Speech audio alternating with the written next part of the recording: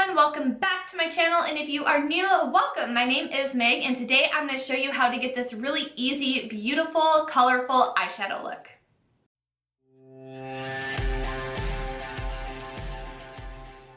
I have been in such a neutral rut here on my channel, so I've just been diving straight into the colors, and I really want to inspire and encourage you at home to incorporate color into your makeup looks.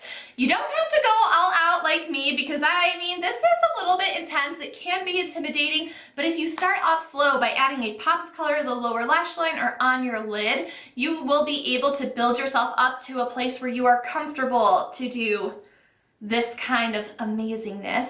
And if you are ready to dive straight into color, then you're new at it, I really think that this tutorial is going to help you out. I'm going to walk you by step so you can recreate this in the comfort of your home. And our friend today helping us is the BH Cosmetics Take Me Back to Brazil eyeshadow palette. You can see there are so many different colors and they're so vibrant. I do have a review on the palette listed up above. And yeah, let's go ahead and jump into it. First step is eyeshadow base, which I already have on. I just used my Tarte Shape Tape Concealer and blended it out. I did not set it because I really want these shadows to have a nice tacky base to really grip onto, to really build up and get the color as intense as I can. So I'm taking this orange. It does look a little bit more muted or darker compared to the other orange, but it's still pretty bright. And in case if you're curious, my brows are kind of two different colors right now because I was testing out two different pomades. So if you're curious about that, be sure to check out my Kat Von D pomade review. The link will be up above. So this brush is stained from a different look that I did, but it is clean. So I'm not going to get a lot of pink transferring onto my lid, but you guys can see how bright and beautiful that orange color is. The important part about building up your crease is just really packing the color on, and that's the main focus for this look. I am keeping it rounded, so I'm doing a high arch from the outer corner towards the inner corner, and I'm going to make sure that I lay the color down right between where my crease meets my lid, and it's totally fine to get shadow on the outer and inner corner of your eyelid space. So I'm just using a Real Techniques blending brush, and I'm slowly going to work my way higher and higher. I've really been enjoying doing a higher crease. This is more of like the P. Louise kind of style. So if you're curious about that, there are more videos out there. But right now you just want to focus on really building this crease color and blending it out.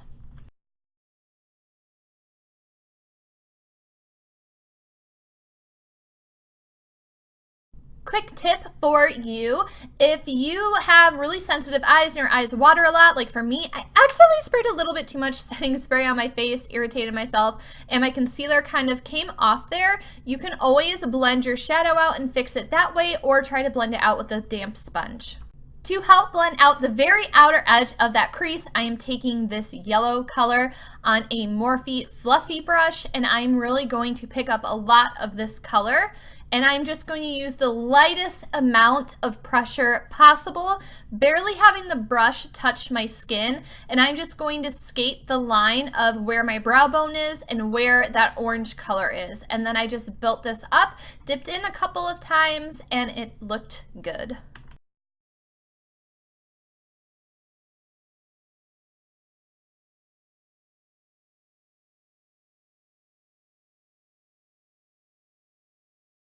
Now I am picking up this fuchsia pink. It does have a slight shimmer to it, but once you blend it out, the shimmer really isn't noticeable hardly at all. So I'm going back in with a different Real Techniques fluffy brush, and I am packing this closest to my crease. And I decided in this moment I really wanted to do a halo eye, so that is why I am getting the shadow on my inner and outer corner. And I'm just going to lightly blend that pink into the orange and just go back and forth between the colors to get a really nice gradient. Let's face it, it's tricky getting a blending brush on our lid, so that is why we have small shader brushes. I'm going in with that hot pink color and just getting the very inner corner of my eye and the very outer corner.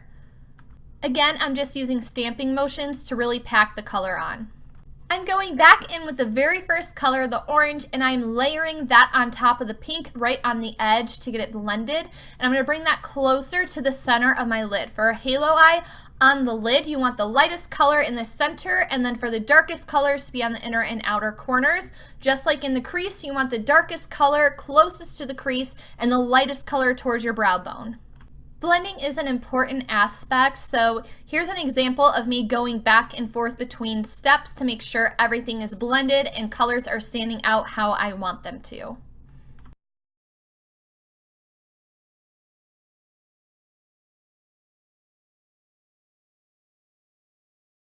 I decided to go with the lightest orange in the palette for the center of my lid, and I'm just taking that same shader brush.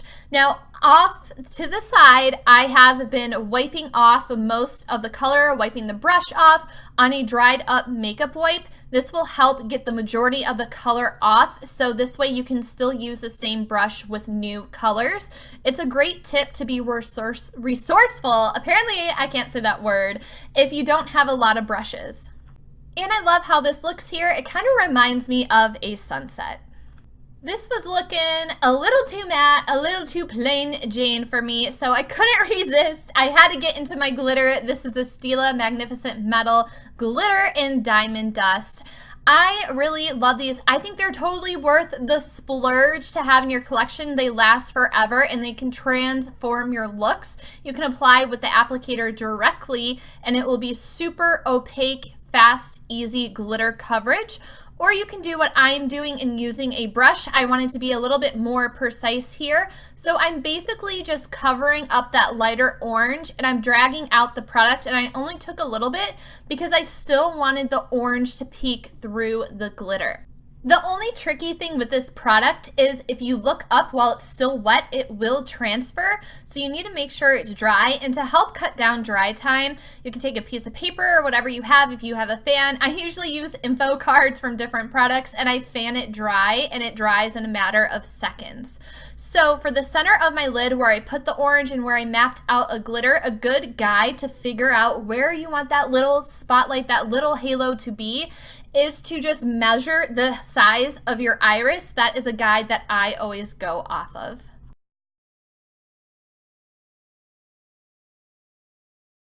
Off camera, I just added some mascara to my lashes up top in a thin line of liquid liner. I used the Kat Von D Trooper liner.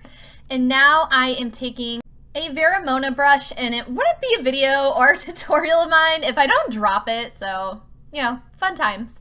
And I am taking, again, it's like, looks like a bit of a deeper purple, and this does have a slight shimmer, but it's not noticeable because we are going to be blending this out. So I wanted to mock the halo eye shape on my lower lash line. So in order to do that, I am just going to smudge this on the outer and inner corner and try to leave the center of my lower lash line blank.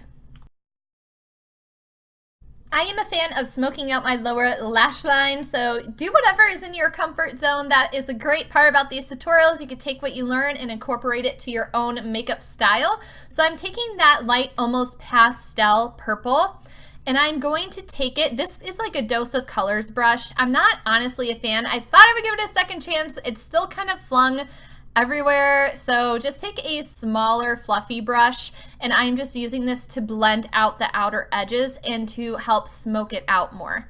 I wanted a little more definition for the lower lash line, so I took that dark navy blue, and then I'm also showing you guys right now, I'm taking this pastel. It's kind of like almost like a seafoam blue that I will be using next. But first, with that navy blue, I'm just taking a fine pencil brush.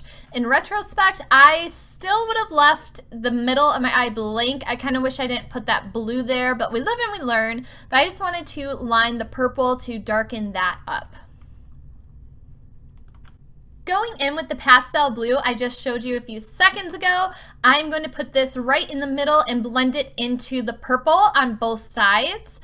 In retrospect, I wasn't quite happy with the pigmentation of this shadow. I think it would have gone a lot better if I put a glitter glue in the middle or maybe laid down my NYX pencil in white. So it had a little something to grip onto to allow it to be more pigmented.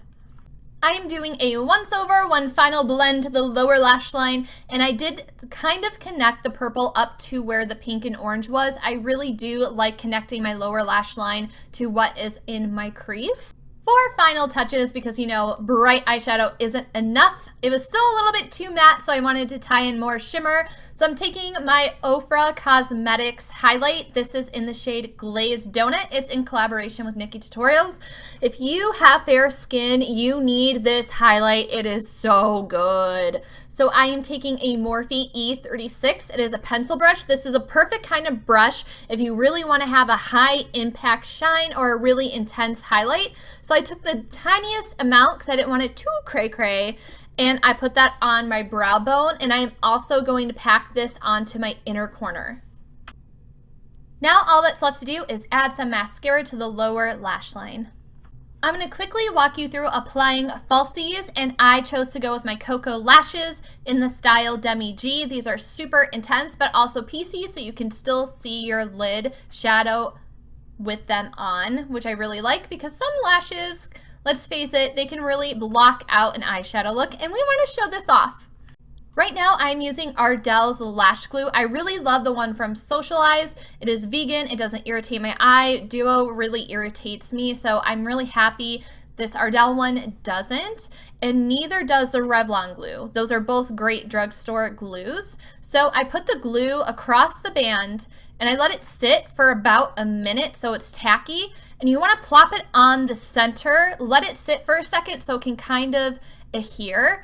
And once it's sat, you can do what I'm doing now, and that's pinching the lashes together. And right now I'm also trying to really get the inner corner to lay down. With lashes that have a thicker band, it can be quite tricky to get the inner corner to lay flat and to lay with the shape of your eye. So I just held it there for about 30 seconds until I felt that it was really attached to the base of my lashes. This looks redonkulous, but it's important to blend your lashes in with the falsies. That is why I love this style of tweezer. You can find this as a really popular style you can find pretty much anywhere. Mine are personally from Socialize, and you are just pressing your lash into the falsie. So it's all blended together so it doesn't look like you have double lash inception going on. You can always go over the band again with a liquid liner if you feel that the glue covered it up. And here you can see the difference in how it just adds a lot of fun and drama to the eye look.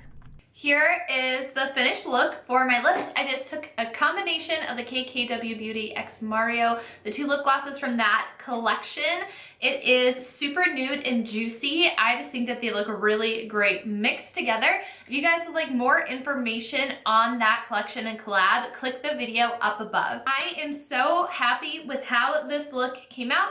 My only criticism with this palette is that I wish that there was a darker red. I did try to use this in my crease, but it just didn't show up. So I do wish that there was a little bit of a deeper color I could have put really close to the crease to kind of make like a faux cut crease to make my lid stand out just a little bit more. But I am really happy to be getting back into color. If you guys would like to see more from me, don't forget to hit the subscribe button. I post a lot of reviews and a lot of makeup tutorials, so make sure you don't miss out. And if you are already subscribed, make sure the notification bell is on so you don't miss my content. Thank you guys so much for watching, and I will see you in the next one. Bye, everyone.